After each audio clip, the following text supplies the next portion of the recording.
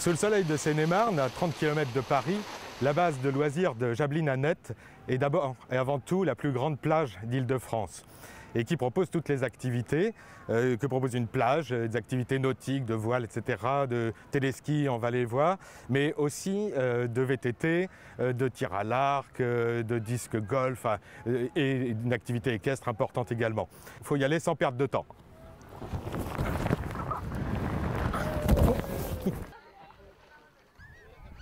La base de loisirs de Jablines-Annette, une surface exceptionnelle de près de 500 hectares, avec une douzaine de lacs, dont un grand lac de 83 hectares aménagé pour la médiane. Et la baignade est un lieu très attractif pour tous les franciliens. Nous pouvons accueillir jusqu'à 3 000 à 4 000 personnes par jour et les journées de forte influence, ça peut aller bien au-delà. Effectivement, à 40 km de Paris, c'est très très rare et c'est ce qui donne de la valeur à notre site.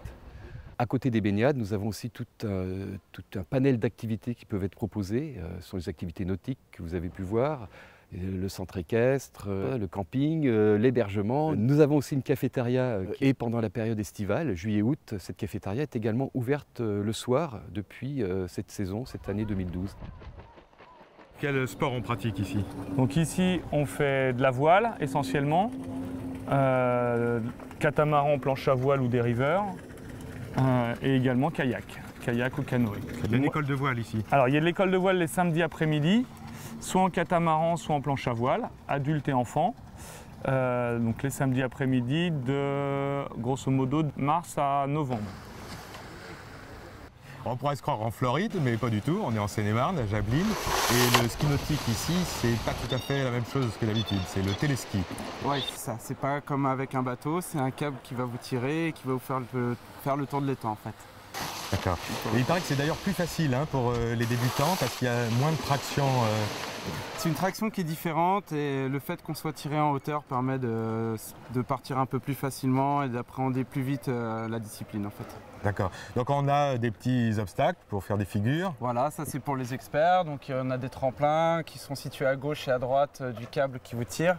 Et aussi différents sliders, différentes formes pour que les gens puissent s'exprimer sur l'eau.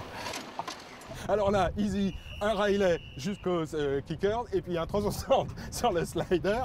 Et si seulement j'avais mon maillot. Enfin, j'ai ça. Ça prend l'eau. Oh.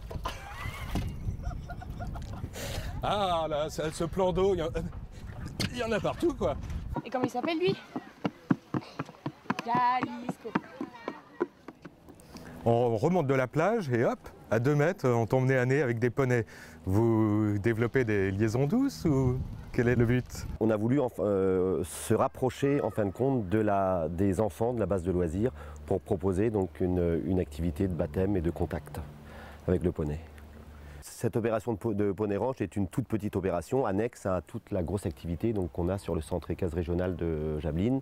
On a quand même 3 manèges, donc des structures qui sont fermées, surtout pour l'hiver. 3 carrières, comme celle qui se trouve derrière moi. Et on a un parcours de cross, donc qui est souvent pris pour faire les compétitions, avec des parcours quand même assez complexes et des obstacles naturels. On essaye d'avoir une diversité assez importante de chevaux, tout aussi jeunes aussi.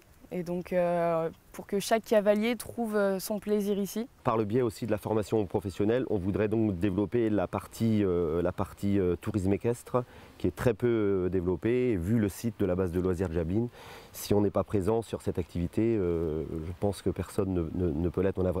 On a un vrai outil pour développer ce projet. Allez Totem, en route, on va réserver. What else?